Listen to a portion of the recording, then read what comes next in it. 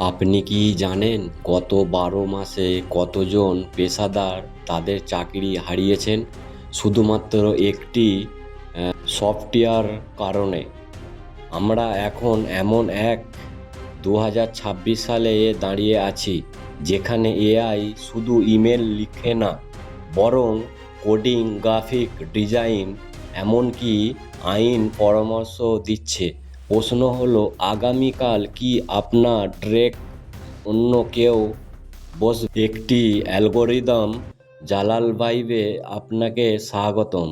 আজ আমরা কথা বলবো কৃত্রিম বুদ্ধিমত্তা, সেই অন্ধকারের দিক নিয়ে যা কেউ খোলাখুলি কথা বলছে না।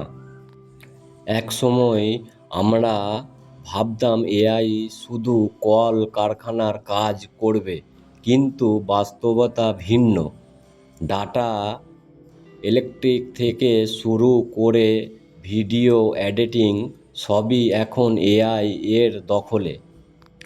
কেন এটি ঘটছে? কারণ একটি এআই 24 ঘন্টা কাজ করে, তার কোনো ছুটির প্রয়োজন নেই, এবং সেই মানুষ যে হাজার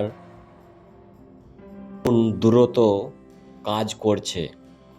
2026 সালে পরিসংখ্যান বলছে হেয়ার ইট কলার জব বা অফিসিয়াল কাজগুলো এখন সবচেয়ে বেশি ঝুঁকি মুখে। তাহলে কি আমরা সবাই বেকার হয়ে যাব? একদম না। তবে আপনাকে আপনার কাজের ধরন বদলাতে হবে। এআই যুক্তি বোঝে, কিন্তু আবেগ বা এমপ্যাথিক বোঝে না। জটিল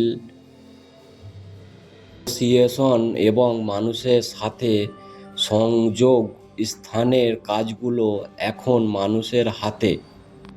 এআইকে ব্যবহার করা শিখুন। এআই আপনার শত্রু নয়, একে আপনার সহকারী বানান। যে প্রোগ্রামার এআই ব্যবহার করতে জানে, সে ওই প্রোগ্রামের চেয়ে বেশি নিরাপদ যে জানে না। এআই কেবল পুরনো ডাটা নিয়ে কিছু বানায়, কিন্তু একদম নতুন কোনো আইডিয়া বা আউট অফ দ্য বক্স চিন্তা এখনও মানুষের একচেটিয়ার অধিকার। ভবিষ্যৎ নয় যারা অনেক পরিশ্রম করে, ভবিষ্যৎ তাদের যারা দ্রুত পরিবর্তনের গ্রহণ করতে পারে। মনে রাখবেন, এআই আপনার চাকরি নেবে না, বরং সেই ব্যক্তিটি নেবে যে আপনার চেয়ে ভালো এআই ব্যবহার করতে জানে। জালাল ভাইব সবসময় আপনাকে এক ধাপ এগিয়ে রাখতে চায়। এটা চিন্তার বিষয় যে এআই মানুষের থেকে এগিয়ে যাচ্ছে। তো এআইকে ভালোভাবে কাজে লাগাতে শিখুন, বা এআইকে ভালোভাবে কাজে লাগান।